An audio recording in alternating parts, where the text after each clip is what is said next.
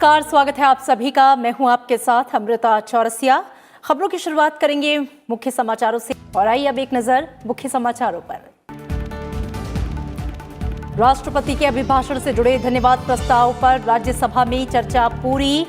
प्रधानमंत्री सोमवार को देंगे चर्चा का जवाब। सत्ता पक्ष ने दोहराई किसानों के कल्याण के प्रति सरकार की प्रतिबद्धता।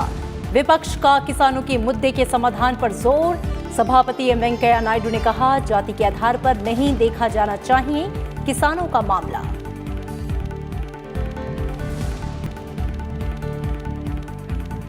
कृषि कानून पर किसानों को किया जा रहा है गुमराह। धन्यवाद प्रस्ताव पर चर्चा के दौरान बोले कृषि मंत्री नरेंद्र सिंह तोमर। कहा, विरोध के बावजूद कोई बता नहीं पा रहा कानून की खामियां। किसानों की आय दोगुना करने के मकसद से लाए गए कृषि कानून।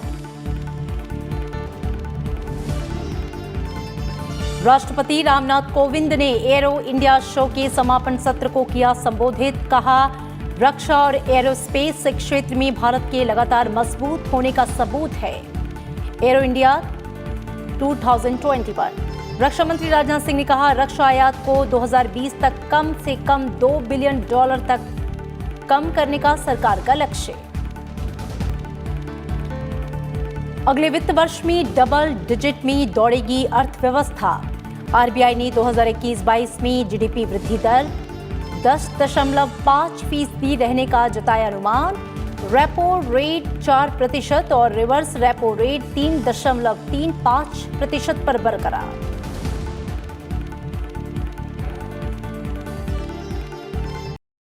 जम्मू कश्मीर में 4G मोबाइल इंटरनेट सेवाओं पर से पाबंदी अब खत्म हो रही है। जम्मू में बिजली विकास विभाग के प्रधान सचिव रोहित कंसल ने आज इस बारे में ट्विटर पर जानकारी दी। उन्होंने लिखा है कि पूरे जम्मू कश्मीर में 4G मोबाइल इंटरनेट सेवाएं बहाल की जा रही हैं। जम्मू कश्मीर में धारा 370 हटाए जाने के बाद अगस्त 2019 से इंटरनेट सेवा बंद की गई थी। प्रदेश में इस साल जनवरी में 2G इंटरनेट सेवा को बहाल किया गया। इसके बाद कुछ जिलों में हाई स्पीड इंटरनेट सेवाएं भी फिर से शुरू की गई थीं।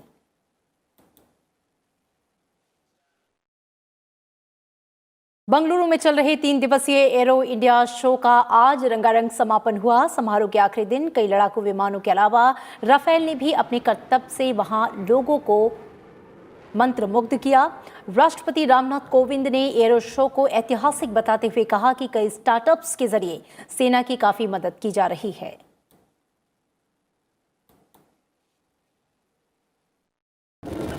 Through this platform, many startups are developing new technologies and products for military use.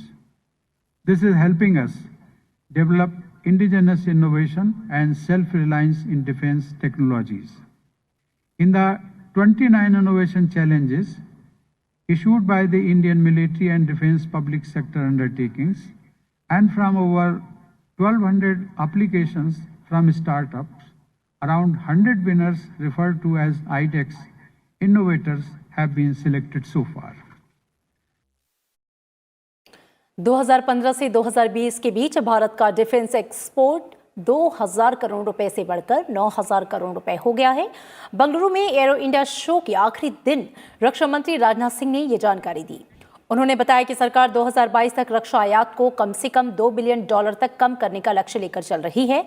उन्होंने कहा कि अगर हमें 2025 तक $25 बिलियन के डोमेस्टिक डिफेंस प्रोडक्शन और $5 बिलियन के एक्सपोर्ट के लक्ष्य को हासिल करना है तो इसमें एरोस्पेस क्षेत्र की महत्वपूर्ण भूमिका है। रक्षा मंत्री ने जानकारी दी कि एरो इंडिया 2021 के दौरान हमने 128 समझौता ज्ञापन, 19 TOT, 4 हैंडिंग ओवर, 18 उत्पाद लॉन्च और 32 प्रमुख घोषणाओं पर हस्ताक्षर किए। यानी कि कुल मिलाकर ये 201 का आंकड़ा भव्य है। एरो इंडिया 21 में भाग लेने वाले 45 MSME को 203 करोड़ रुपए के ऑर्डर मिले हैं। ये एक बड़ी उपलब्धि है। 121 MOUs, 19 transfer of technology, 4 handing over, 18 product launch and 32 major announcements is the vindication that Aero India 2021 has been a grand success. And icing on this cake is rupee 203 crore worth of orders backed by 45 MSMEs during the Aero India 21. This has been possible only because of the event was organized both physically and virtually. केंद्रीय bank RBI ने नीतिगत ब्याज दरों में कोई बदलाव नहीं किया है। भारतीय रिजर्व बैंक ने वित्तीय वर्ष 2021-22 में जीडीपी वृद्धि दर 10.5% रहने का अनुमान लगाया है। आरबीआई गवर्नर शक्तिकांत दास ने कहा कि देश की अर्थव्यवस्था पटरी पर लौट रही है। आरबीआई ने मौद्रिक नीति समीक्षा में नीतिगत मौद्रिक उदार रुख को बनाए रखा है। 3 दिन की चर्चा के बाद आरबीआई की 6 सदस्यीय मौद्रिक नीति समिति ने अपने फैसलों की घोषणा कर दी।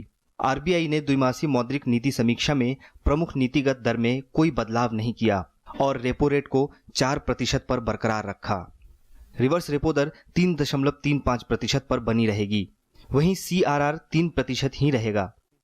आरबीआई के गवर्नर शक्तिकांत दास ने भरोसा जताया कि कोविड-19 महामारी के कारण अर्थव्यवस्था को जो नुकसान हुआ है उसकी भरपाई वित्त वर्ष 2021-22 में हो जाएगी।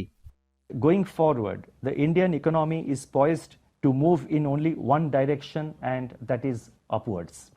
It is our strong conviction, backed by forecasts, that in 21-22 we would undo the damage that COVID-19 has inflicted on the economy.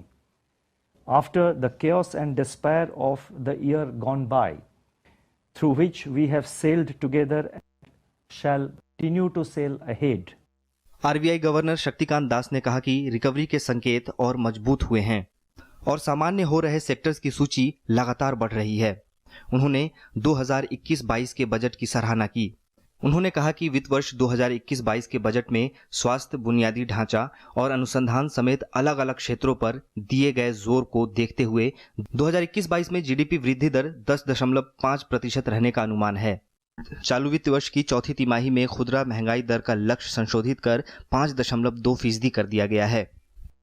The Union Budget 21-22 has provided a strong impetus for revival of sectors such as health and well-being, infrastructure, innovation and research, among others. This will have a cascading multiplier effect going forward, particularly in improving the investment climate and reinvigorating domestic demand, income and employment. The investment-oriented stimulus under the Atmanirbhar 2.0 and 3.0 given during the peak of the pandemic has started working its way through and is improving the spending momentum along with the quality of public investment. Both will facilitate regaining India's growth potential over the medium term. इस बीच अंतर्राष्ट्रीय मुद्रा कोष यानी IMF ने भारत वित्त वर्ष 2021-22 के budget का स्वागत किया है। आईएमएफ ने कहा है कि भारत का बजट वृद्धि पर केंद्रित है और यह एक मजबूत और समोवेशी आर्थिक विकास में महत्वपूर्ण भूमिका निभाएगा। आईएमएफ ने खाद्य सब्सिडी को बजट में शामिल कर राजकोषीय पारदर्शिता के उपायों की भी सराहना की है। उपराष्ट्रपति एम वेंकैया नायडू ने जनप्रतिनिधियों और सरकारों से बिना किसी देरी के गरीबों तक विकास की किरण पहुंचाने की अपील की। पार्लियामेंट्री मैसेंजर इन राजस्थान पुस्तक के विमोचन कार्यक्रम में उपराष्ट्रपति ने सांसदों से सांसद आदर्श ग्राम योजना के लिए सांसद निधि का उपयोग करने का भी आग्रह किया ताकि गांव को मॉडल गांव के रूप में विकसित किया जा सके। उन्होंने कहा कि सांसदों को अन्य जनप्रतिनिधियों के लिए रोल मॉडल होना चाहिए। एमपीलैड्स फंड से कराए जा रहे कार्यों पर तीसरे पक्ष की निगरानी के सरकार के फैसले पर खुशी जताते हुए उपराष्ट्रपति ने कहा कि सांसद आदर्श ग्राम योजना में कई सकारात्मक पहलू हैं जिससे लोगों तक विकास की तेजी पहुंच सकती है। उपराष्ट्रपति ने इस योजना को और बेहतर बनाने के लिए संसदीय समितियों द्वारा किए गए सुझावों का भी उल्लेख किया। Asset creation, that is very much important. I'm happy that the government has put in place third-party monitoring of MPLAD works for their execution in a transparent manner. While the monitoring reports pointed to some shortcomings in the implementation of the scheme, there are quite a large number of positive conclusions. This MPLAD scheme was announced basically to empower people's representatives by enabling them to serve their constituents. The parliamentary committees too has been making a number of suggestions to further improve it. They have emphasized the need for timely release and proper utilization of funds, as also the need to have a mechanism to monitor the quality of works projects and so that they are timely completed. पश्चिम बंगाल के BJP के एक प्रतिनिधिमंडल ने राजधानी दिल्ली में आज निर्वाचन आयोग से मुलाकात की। बीजेपी ने पश्चिम बंगाल में आगामी विधानसभा चुनाव स्वतंत्र और निष्पक्ष कराने के लिए राज्य में केंद्रीय बलों की तैनाती का अनुरोध किया। प्रतिनिधिमंडल का नेतृत्व बीजेपी के वरिष्ठ नेता भूपेंद्र यादव ने किया। उन्होंने चुनाव आयोग से अनुरोध किया कि जिन पुलिस अधिकारियों पर राजनीतिक दलों के साथ साठगांठ का आरोप है, उन्हें चुनाव ड्यूटी से बाहर रखा जाए। भूपेंद्र यादव ने संवेदनशील मतदान केंद्रों की पहचान के लिए सर्वदलीय बैठक बुलाने की मांग भी की। बीजेपी अध्यक्ष जेपी नड्डा भी कल पश्चिम बंगाल में परिवर्तन यात्रा को हरी झंडी दिखाएंगे। मालदा में यात्रा शुरू होने से पहले जेपी नड्डा कई अन्य कार्यक्रमों में शिरकत करेंगे। बीजेपी अध्यक्ष मालदा जिले के शाहपुर गांव में किसानों के साथ दोपहर का भोजन करेंगे। इसके बाद दोपहर 12:30 बजे मालदा में फुआरा रोड से रविंद्रनाथ ठाकुर की प्रतिमा तक रोड शो करेंगे। कृषि कानूनों के खिलाफ आंदोलनकारी किसानों ने कल एक बार फिर से चक्का जाम करने का आह्वान किया है, लेकिन 26 जनवरी को किसानों की ट्रैक्टर रैली के दौरान हुई हिंसा के मद्देनजर दिल्ली पुलिस पूरी तरह से अलर्ट है। दिल्ली से सटी सीमाओं पर सुरक्षा बंदोबस्त को और मजबूत किया गया है। बैरिकेडिंग के साथ साथ पुलिस बल की संख्या को भी बढ़ाया गया है। अभी तमाम बॉर्डर पे जहाँ पे इनकी मौजूदगी है वहाँ पे कड़ी सुरक्षा का बंदोबस्त किया है ताकि कोई उपद्रवी दिल्ली के अंदर प्रवेश ना कर सके। और साथ में जब भी इस तरह से बंद या चक्का जाम का कॉल होता है तो पूरे जो डिस्ट्रिक्ट के पुलिस होते हैं, पुलिस अलग अलग सेंसिटिव पॉइंट्स पे उनकी तैनाती होती है।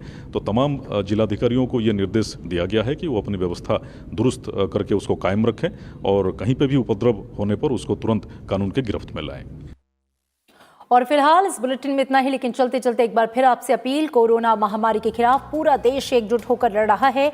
आप भी हमारे साथ सुरक्षा और बचाव के एहतियाती उपायों का संकल्प लें। अपना मास्क अच्छी तरह से पहनें, 2 गज की दूरी का पालन करें, सुरक्षित दूरी बनाए रखें, साथ ही हाथों को बार बार धोएं।